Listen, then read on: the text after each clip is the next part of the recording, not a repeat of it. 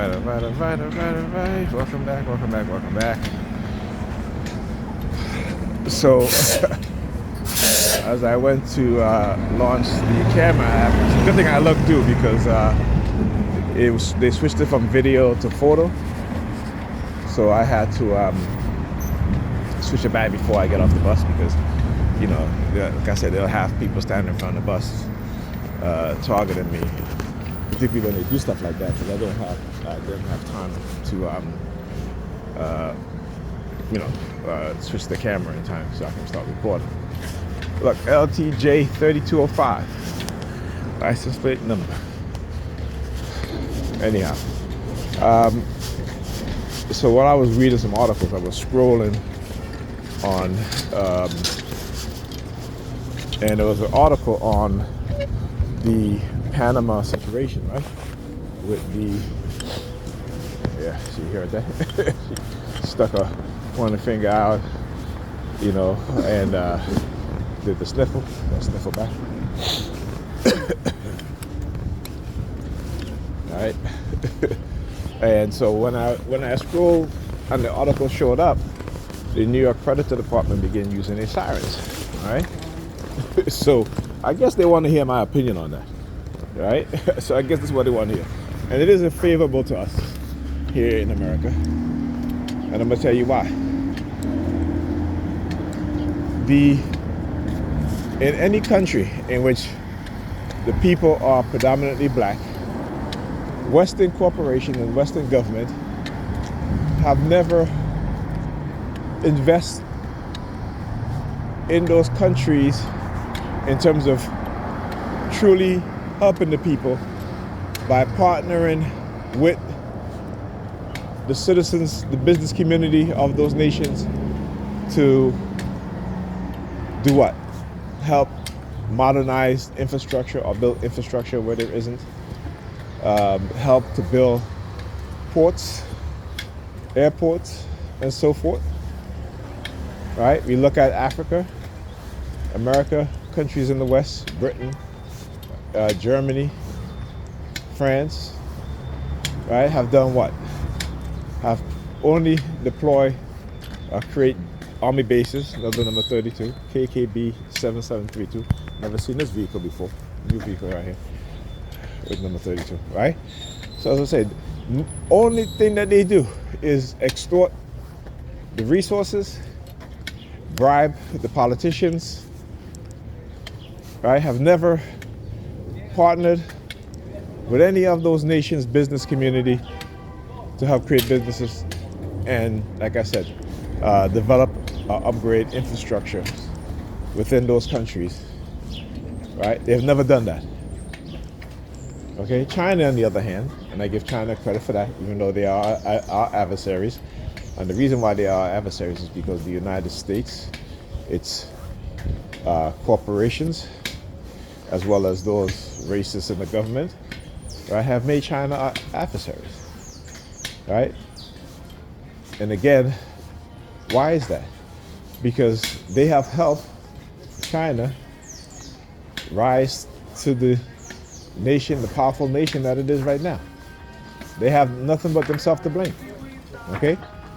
It isn't that the Chinese were, you know, doing things against America. No, America was doing things against China. All right? So when they talk about Chinese hacking, America started hacking the Chinese government first.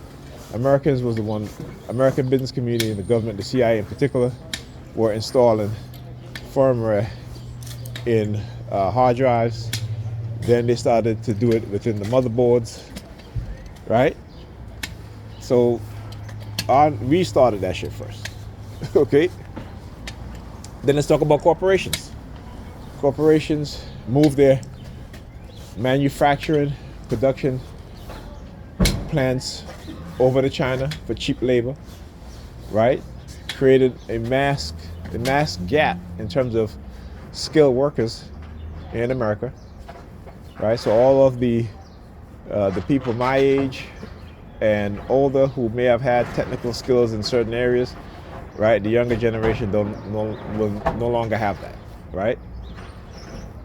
We are a so-called first world country, but we have the least technically skilled workers, right? We have one of the highest illiteracy rate to be a first world nation, right? And we ignore all those things, right? Because those within the government, the CIA, corporations have worked hand in hand to do what? To engage in cognitive warfare against the American people, right?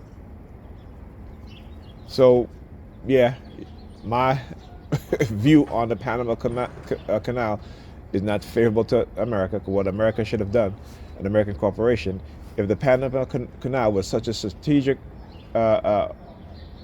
location, why didn't we invest in building the ports? Right? Why didn't we invest in modernization of the ports? Why didn't we invest in helping to build infrastructure in Panama, businesses in Panama that is going to be, you partner with the Panamanian people, right, to better their lives, right, to modernizing their nation, right? We're not doing that. So when China comes in trying to do it, all of a sudden it's a problem. So yeah, my opinion is not going to be one where I should be like, well, the U.S. is right. No, I'm not going to say that. Neither in any country in Africa, because the U.S. give aid to do what? To push their particularly democratic, liberal presidents and liberal politicians within the government who give aid to a lot of countries to push what? Social issues. So, and the social issues that don't benefit those people of those countries. They'll talk about human rights abuse. Well, I live in America. I've been here since I was 10 years old. I don't know any place else, right? As much as I love this country, I got to admit and be honest and truthful, right? That this is what America has done. And those in power, those at the top, continue to pull the wall over our eyes, continue to manipulate us, right? So when you look at cities in Africa today, over the past 2 decades, what China has done, help build cities, help also reduce their loans of those nations. While the U.S. and Europe has done what? Increase loans, use the IMF, right? The International Monetary Fund, to do what? To entrap African nations in debt, while paying them pennies for their natural resources, right? And China comes in and say, hey, we're going to give you a fair deal. We're not going to take advantage of you economically. We're not going to do that. Matter of fact, we will also, cut some of your loans in half, right? Because we want to partner with you. We see you. We respect you. We're not coming from a place of disrespect. We're not coming from a place of me telling you what to do because I give you aid. Right? So when they're pushing the LGBTQ agenda in the countries in Africa, those countries have a right to push back. They don't push their agenda here in the United States.